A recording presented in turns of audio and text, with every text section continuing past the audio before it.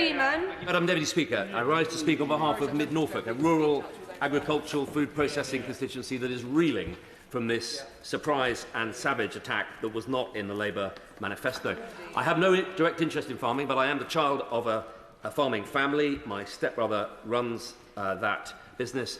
I worked as a worked on farms from the age of 15 to 21. I was going to go into farm management. I think I still have a place at Harper Adams Agricultural College if this career doesn't work out. My first job was with the NFU, working here in Parliament. I was a director of Elsom Seeds, and I was proud as Minister to lead the agri-tech industrial strategy because, and I'm chair of the all-party parliamentary group for science and technology in agriculture, because this industry is a hugely important strategic industry to the UK.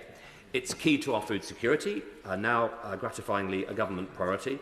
It is completely key to the world's ability to feed 9 billion mouths. We're a great agricultural research and technology economy, and the world is hungry for our innovations. It is also completely key to net zero.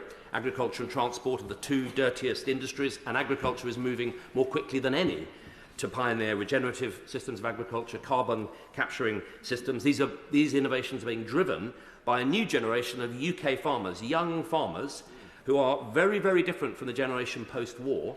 They're people who take their responsibilities to the broader global planet and to regenerative agriculture very seriously, and at the same time, as being a key strategic industry, they look after our countryside and they keep healthy our rural economy.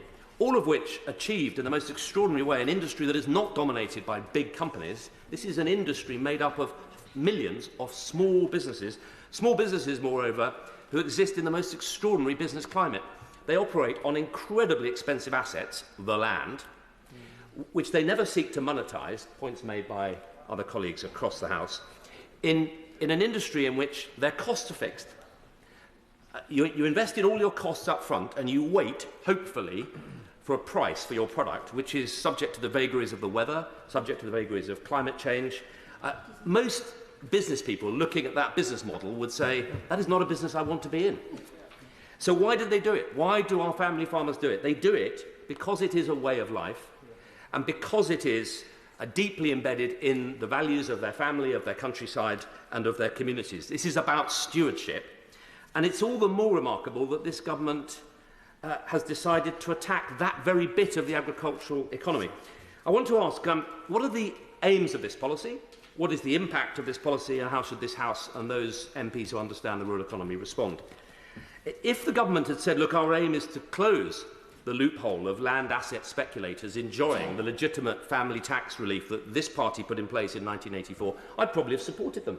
If they'd said, look, we want to stop international hedge funds enjoying a tax relief that was designed to protect family farms, I suspect many of us would have supported them. If they said we want to support new entrants to the industry, to promote diversified regenerative agriculture, to increase investment, to promote the vibrant rural economy.